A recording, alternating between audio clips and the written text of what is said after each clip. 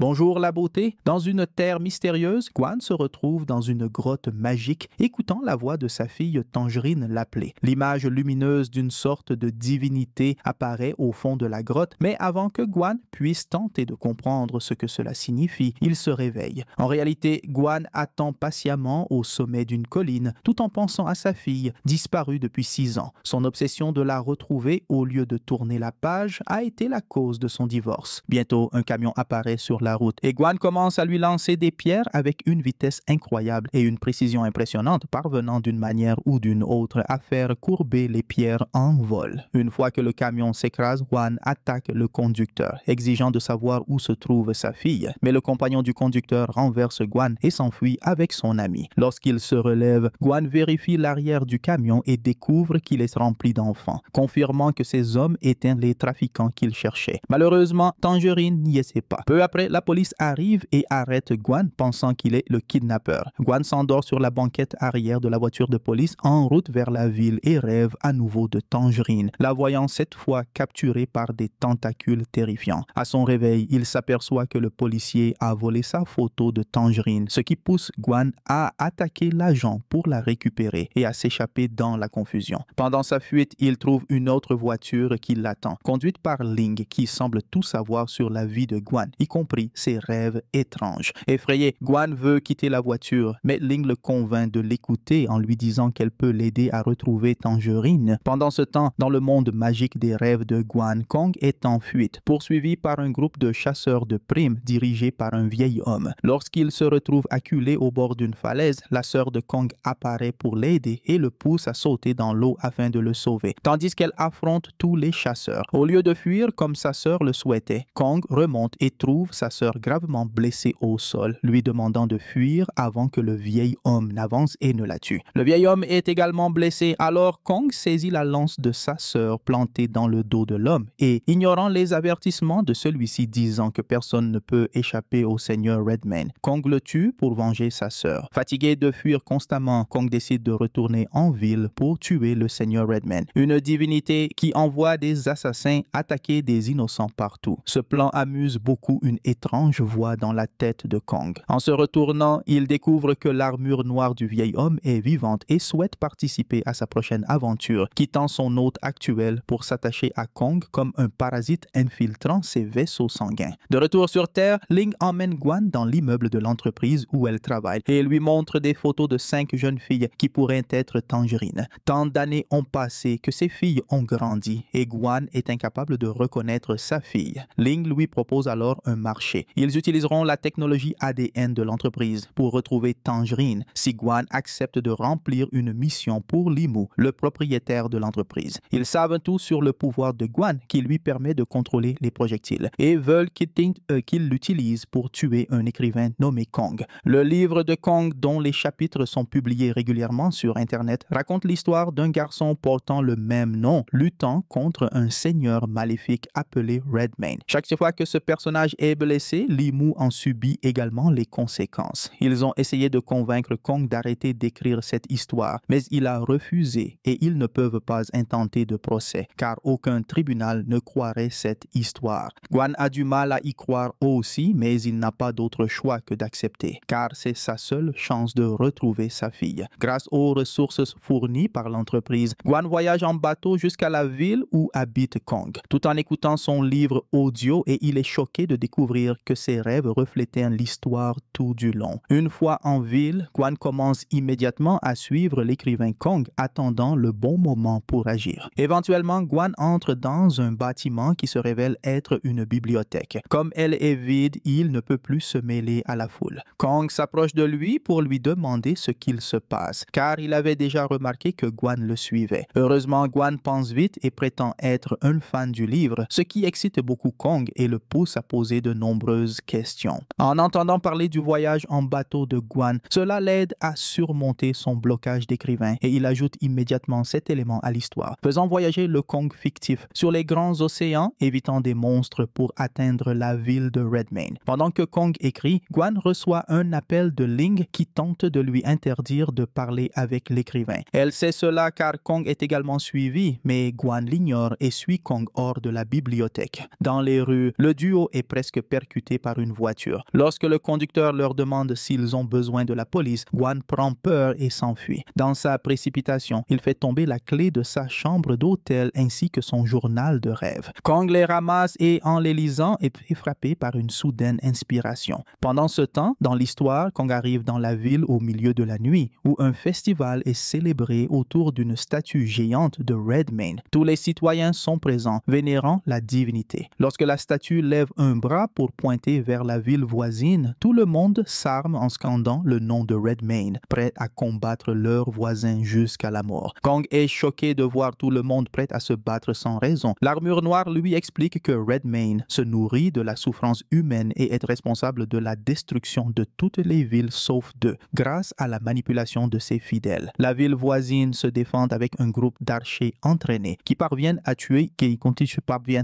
un bon nombre de citoyens. Mais ils sont rapidement repoussés lorsque les fidèles de Redmayne contre-attaquent avec des dragons faits de ballons d'air chaud, créant une mer de feu. Kong ne peut qu'observer avec dégoût toute cette mort insensée, suivie par des pillages et des assassinats des survivants une fois la bataille acharnée terminée. Lorsque le soleil se lève, une trompette de guerre retentit et tout le monde s'incline lorsqu'un groupe de cavaliers en armure rouge apparaît, portant un drapeau qui les identifie comme des disciples de Redmayne. Cela provoque une panique générale, car ils s'imposent un couvre-feu. De retour à Kong, il se réveille dans un hôtel et trouve Ling qui l'attend. Elle le réprimande pour son comportement de la veille et confirme qu'elle avait piégé la voiture. En guise de punition, Ling le frappe et le maintient sous l'eau pendant quelques secondes, tandis que Li Mu observe par une caméra, comme un rappel de suivre le plan. À ce moment-là, Kong arrive également à l'hôtel et rend le carnet à Guan, le remerciant pour ses descriptions de rêves, qui ont été une grande source d'inspiration pour mettre à jour l'histoire après un long blocage. Faisant semblant de vouloir faire du tourisme, Guan demande à Kong de lui montrer des endroits intéressants dans la ville pour pouvoir rester seul avec lui. Ils se rendent dans un champ abandonné où Kong partage son histoire d'amour pour les mots et raconte qu'il écrit depuis 6 ans, ce qui curieusement coïncide avec la disparition de Tangerine. Soudain, Kong commence à entendre une berceuse au loin. Pour une raison inconnue, cette mélodie l'inspire profondément et il prend le carnet de Guan pour écrire à nouveau. Dans l'histoire, Kong rencontre une petite fille dans les rues ressemblant à Tangerine, essayant de sauver un ami. Malheureusement, le garçon est déjà mort. Kong l'aide à enterrer son ami et elle lui révèle que les cavaliers rouges tuent toute personne qui sort de chez elle après le coucher du soleil. Cette version de Tangerine commence alors à jouer de la flûte, jouant la même berceuse que l'écrivain Kong avait entendue. La mélodie révèle leur emplacement à un cavalier rouge qui arrive rapidement sur eux car le soleil est sur le point de se coucher. Le cavalier rouge commence à poursuivre Kong et Tangerine à travers la ville, traversant les murs et sautant sur les toits, rendant impossible pour eux de semer le guerrier. S'ils veulent s'échapper, ils doivent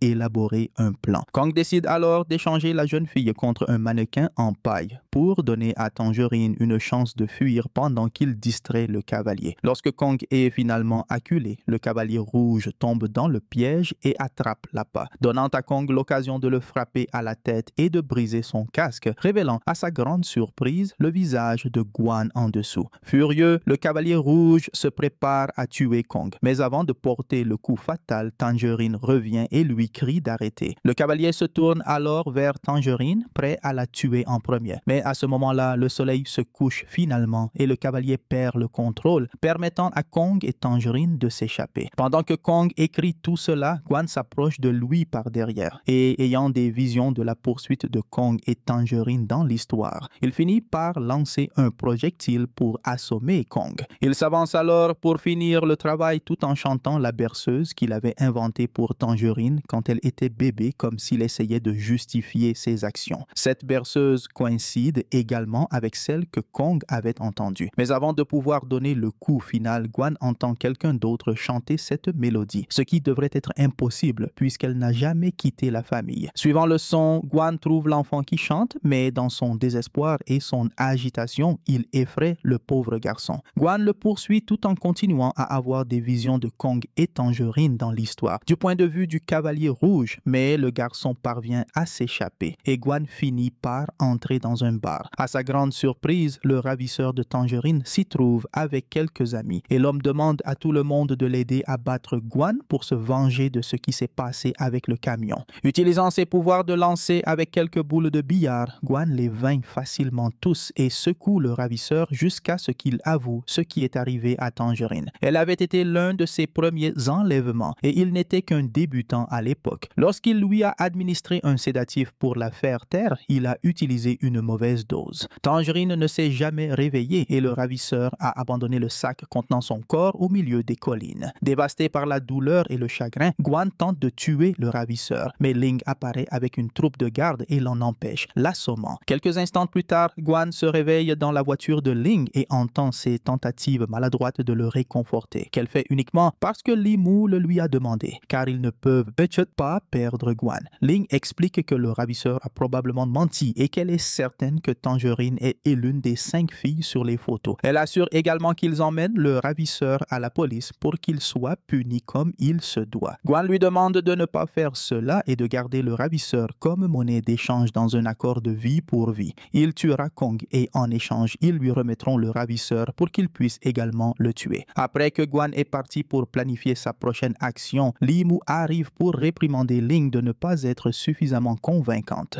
Lorsque Ling lui demande, Li Mu confirme qu'il a menti à propos des photos et la réprimande à nouveau pour s'être senti coupable d'avoir trompé Guan. Pendant ce temps, dans l'histoire, Kong et Tangerine se sont échappés en toute sécurité et marchent désormais à travers la ville, ne trouvant que des ruines et de la souffrance. Tangerine tente de distraire Kong en lui racontant l'histoire de Redmayne et de l'autre divinité qu'il a trahi et tué alors qu'il prétendait être son meilleur ami. Finalement, ils arrivent à la maison de Tangerine, mais malheureusement, ses parents sont morts pour avoir désobéi au couvre-feu. Pendant que Tangerine prend une peinture que sa mère avait faite il y a quelque temps, ils discutent de leur prochaine destination. Mais la conversation est interrompue par un groupe de fidèles de Redmayne venus piller la maison. Tangerine refuse de céder les biens de ses parents et se prépare à se battre. Kong intervient alors pour la protéger, ce qui intrigue beaucoup l'armure noire. De retour sur Terre, Guan appelle Kong le matin et ils conviennent de se rencontrer au sommet d'un bâtiment, Kong ne sachant pas encore que Guan est celui qui l'a attaqué par derrière. Après avoir expliqué qu'il ressent enfin une grande envie de vivre à nouveau, Kong dit à Guan qu'il a intégré lui, sa fille et la berceuse dans l'histoire. Et c'est pour cela que la blessure sur le casque du cavalier rouge correspond à l'éraflure sur le front de Guan. Tandis que Ling écoute toute la conversation via un micro caché, Guan prend le carnet contenant le dernier chapitre et en lisant chaque mot, il réalise que ceux-ci correspondent parfaitement à ses visions. Cela signifie que Kong a d'une manière ou d'une autre créé un univers parallèle à travers son écriture. Il semble que son pouvoir puisse également affecter le monde réel, ce qui explique pourquoi Li Mu veut le tuer. Le dernier chapitre se termine avec Kong et Tangerine entourés par une foule en colère et Guan aide Kong à trouver une idée pour résoudre le conflit, ce qui excite tellement Kong qu'il manque de tomber du toit. Il ne survit que grâce à Guan qui le rattrape de justesse. Dans le livre, l'armure noire quitte le corps de Kong pour devenir une entité autonome et affronter les assaillants. Elle les élimine facilement, incapable d'être blessée par des armes ordinaires. Elle se retourne ensuite contre Tangerine, mais Kong l'arrête juste à temps. Contre toute attente, l'armure noire ne peut pas blesser Kong lorsqu'elle essaye, car Kong contrôle ses mouvements. Dès qu'il s'en rend compte, Kong force l'armure noire à se frapper elle-même pour la maîtriser. Cela signifie que le sang de Kong que l'armure a absorbé a probablement des origines célestes. L'armure noire promet alors de ne plus jamais désobéir à Kong et reprend sa forme normale d'armure. Pendant ce temps, Guan appelle Ling pour lui dire qu'il abandonne avant de jeter son téléphone. Guan refuse de tuer Kong car il veut protéger la Tangerine de l'histoire. Et pour qu'elle soit en sécurité, le livre doit être terminé. Sans savoir que Ling les suit et écoute leur conversation, Guan emmène Kong chez lui pour qu'il puisse écrire en paix. À table, Guan est surpris de trouver une photo de Li Mu avec un autre homme. Kong explique que son père était partenaire d'affaires de Li Mu et qu'il est mort dans un accident fatal alors que Li Mu était également présent. Guan commence à penser que le plan de Li Mu a des motivations plus sombres qu'il n'y paraît et dit à Kong de rassembler ses affaires pour se cacher dans un endroit plus sûr. Ling arrive également à la conclusion que Li Mu a tué le père de Kong et que tout ce plan est une manière de dissimuler la vérité. Elle appelle alors Li Mu pour exiger des explications communication.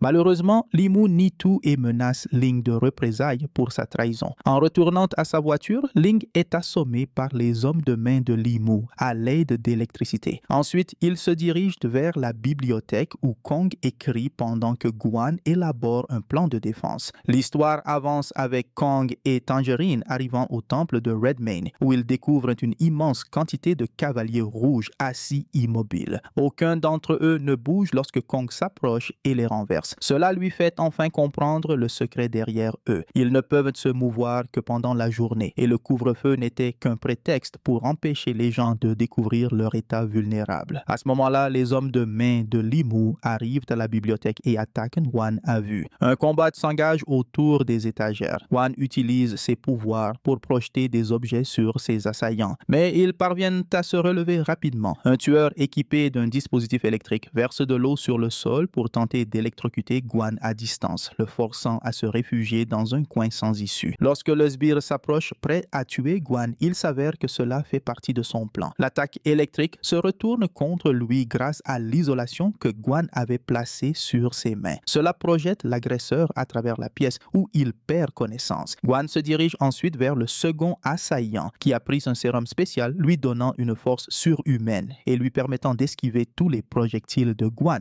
Par chance, Ling se réveille dans la voiture et parvient à s'échapper juste à temps pour entrer dans la bibliothèque et empêcher le sbire de tuer Guan en le poignardant. Ses attaques ne sont pas très efficaces et elle est facilement mise de côté, mais sa distraction donne à Guan le temps de mettre en place un nouveau plan. Cette fois, il utilise un lancer astucieux avec 2 boules, forçant l'assaillant à esquiver la première pour être assommé par la seconde. Pendant tout ce combat, Kong avance considérablement dans l'histoire. Tangerine et le Kong de l'histoire entrent dans le temple, où une immense statue commence à bouger pour révéler le seigneur Redmayne, dont la moitié du visage est cachée par un masque. Après avoir lancé d'énormes rochers autour de lui pour démontrer sa puissance, Redmayne renifle Kong et confirme la théorie de l'armure noire. Il est le fils de l'ami divin que Redmayne a tué il y a de nombreuses années, car Redmayne est basé sur Li Mu et l'histoire reflète le meurtre du père de Kong. Furieux de cette révélation, Redmayne défie Kong de venger son père et l'emmène dehors pour lui montrer l'arbre où le meurtre a eu lieu. Redmayne attaque ensuite Kong qui libère l'armure noire pour qu'elle devienne une entité autonome, permettant ainsi à Kong et à l'armure de combattre ensemble en équipe. Leurs attaques sont parfaitement coordonnées, mais elles infligent à peine des dégâts à Redmayne qui les neutralise facilement grâce à sa force et à sa vitesse immense. Lorsque Redmayne parvient à saisir Kong, il commence à l'écraser avec force, mais l'armure noire se relève et sauve son maître en tranchant la main de Redmayne. Cela énerve encore plus Redmayne, qui utilise son autre main pour attraper l'armure noire et la réduire en poussière. Ensuite, il se vante à nouveau, posant simplement un doigt géant sur Kong pour l'écraser lentement jusqu'à la mort. Mais Redmayne s'arrête soudainement lorsqu'il entend quelque chose d'étrange, une berceuse. C'est Tangerine qui joue la mélodie avec sa flûte, car son père lui avait appris qu'il viendrait toujours si elle jouait cette musique. Irrité à la fois par la jeune fille et par la musique, Redmayne déploie ses tentacules et attrape Tangerine pour la dévorer dans son estomac, correspondant ainsi à la vision de Guan d'il y a quelques jours. L'histoire s'interrompt brusquement lorsque Kong ne sait pas comment continuer. Pour empirer les choses, un troisième sbire entre sans que personne ne s'en aperçoive et attaque Kong, le blessant gravement. Avant qu'il ne puisse achever son travail, Ling intervient et l'assomme, tandis que Guan appelle une ambulance, se sentant responsable de ce qui s'est passé. À l'hôpital, Guan et Ling attendent des nouvelles de Kong lorsque Li Mu leur rend soudainement visite, très satisfait du déroulement des événements, puisqu'il ne pense pas que Kong survivra. Il explique également qu'il avait initialement prévu que Kong et Guan meurent ensemble, et que cela paraisse comme s'ils s'étaient entretués. La police aurait utilisé le roman comme preuve car Kong y avait écrit sur Guan et sa fille, faisant de Kong un kidnappeur présumé et de Guan un homme cherchant à se venger. C'est pour cela que Guan devait être celui qui tue Kong. Li Mu propose alors 5 millions à chacun d'eux s'ils quittent l'hôpital et gardent le silence. Lorsque Ling menace d'aller à la police, Li Mu se contente de rire, expliquant qu'il a soudoyé des contacts, qu'elle n'a aucune preuve et qu'en plus, Ling et Kong seraient arrêtés pour complicité. Li Mu exige également l'ordinateur de Kong et lorsque Guan refuse de le lui remettre, il tente de le prendre prendre de force. Ling intervient et le repousse, expliquant que Guan sera celui qui terminera le livre. Tangerine chante toujours la berceuse à l'intérieur du ventre de Redmayne et conformément à la promesse faite par son père, la mélodie invoque un cavalier rouge équipé d'une mitrailleuse rotative, prêt à sauver sa fille. Cette arme donne au cavalier rouge une chance dans le combat, car elle peut infliger des dégâts à Redmayne, et une bataille féroce s'engage entre la divinité et le cavalier. L'un des tirs du cavalier détruit le masque de Redmayne, révélant une blessure avec une épée plantée dans son front. Kong devine que cela doit être sa faiblesse, alors pendant que Redmayne est occupé à attaquer le cavalier rouge, Kong profite de l'occasion pour sauter vers la divinité, saisir l'épée et la tirer à travers le corps de Redmayne, le déchirant en deux et le vainquant finalement. Dans son agonie, l'estomac de Redmayne s'ouvre et expulse Tangerine, qui est attrapé juste à temps par le cavalier rouge. De retour sur Terre, Ling termine de lire ce que Guan a écrit après avoir dit à Limu qu'elle a appelé la police parce que c'est la bonne chose à faire. Une infirmière vient leur annoncer que l'état de Kong s'améliore, mais Guan ne prête pas attention car il voit quelque chose à la fenêtre qui le pousse à sortir précipitamment du bâtiment. À l'extérieur, l'enfant qui chantait la berceuse l'autre jour marche avec une jeune fille. Dès qu'il s'approche, Guan commence à chanter la berceuse à nouveau pour vérifier une théorie. La jeune fille se retourne, révélant qu'elle est en effet la véritable Tangerine. Tandis que dans l'histoire, le personnage de Tangerine retire le casque du cavalier rouge pour découvrir son père, Guan. Ils se prennent dans les bras, pleurant de joie. Et ainsi s'achève A Writer's Odyssey, film de fantasy, drame et action de 2021. Et je vous donne rendez-vous dans la prochaine vidéo.